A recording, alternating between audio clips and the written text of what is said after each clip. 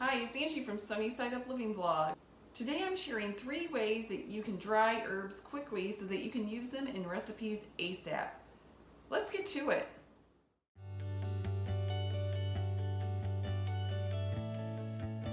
Oftentimes I will just snip off a couple of leaves of whether it's oregano or thyme or basil and put them in fresh salads. It just gives a really interesting and fresh flavor. However, I don't always use fresh herbs in cooking. There are plenty of times where I want to use something that's dried. Now, I still prefer to dry my own herbs as much as possible. If I have an extra little jar of, let's just say, pimento, then I'll just wash that jar and just reuse it because I can put dry herbs in that instead of always having to run out and get dried herbs at the grocery store.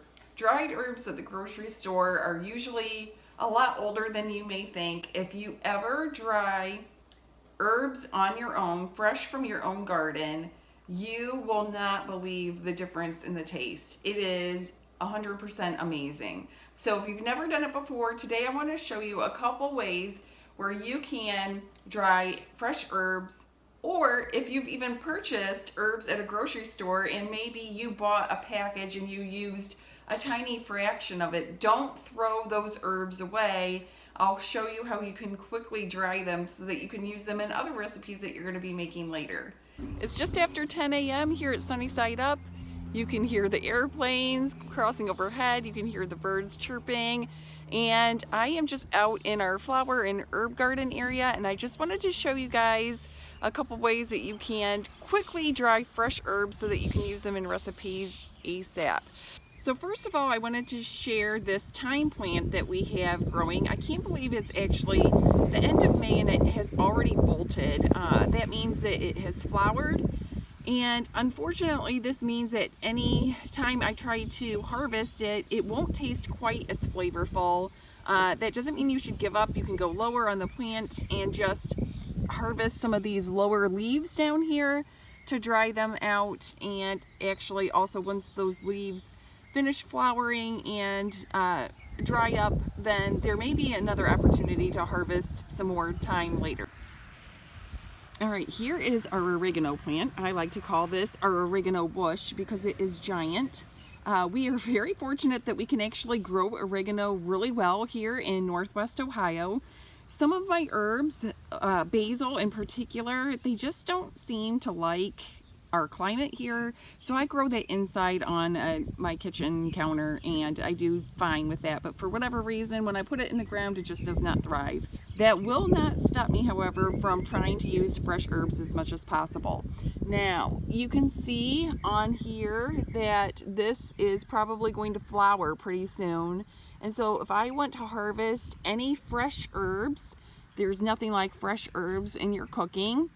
Or if I want to harvest it to use dried and I want to get the drying going right away, then I am actually going to cut this. So what I'm going to do is I'm going to cut several of these stems worth of oregano, and I'm going to show you a couple easy ways to get them dried in a flash if you don't want to use fresh herbs.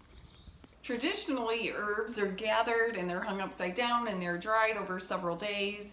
I actually have a really large, round, multi-tiered stacking drying tray that I use when I harvest a lot of herbs. But at certain times you need something a dried herb right away. You don't want to run to the grocery store, and in just a couple minutes you can have fresh herbs into that dried state that will be perfect for your recipes.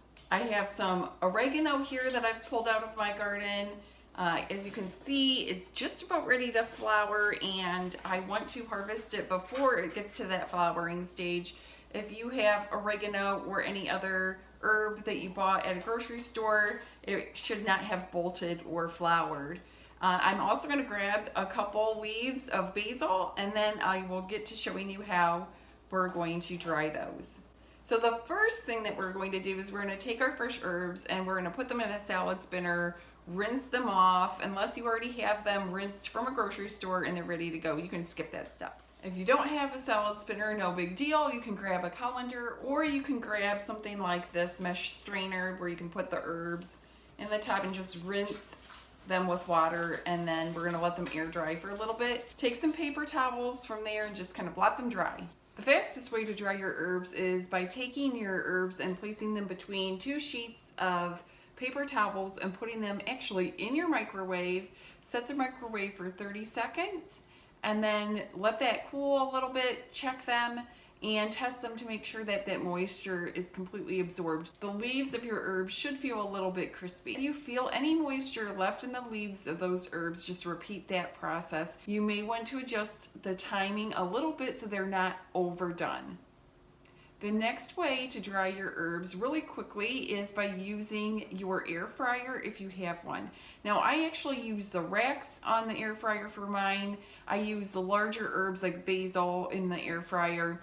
If you have smaller herbs, you may want to use the basket instead, and just set the temperature for 360 degrees and then 3 minutes. Usually that ends up being dry enough. Again, test the herbs, put them in for a little bit more time if you absolutely need to, and maybe adjust the time again. The final way does take a little bit more time, but if you have a lot of herbs to dry, I like to just use my oven.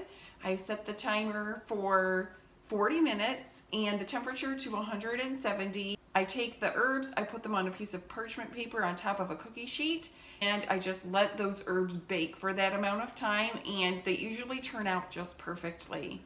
The final thing I want to point out to you is how to store the herbs. Here is just a very small batch of oregano that I dried. I put it into a smaller mason jar, and the dried herbs are still on the stems. That is so that they can retain the most amount of freshness as possible. And then when I'm ready to put them in my recipes, I will crumble them from there, use a mortar and pestle if necessary to get them into that really fine texture, and they are delicious. If you open up your jar of dried spices and take a deep whiff, it smells so wonderful and so much fresher than what you can buy in the store. For more simple living ideas like this one, hit subscribe.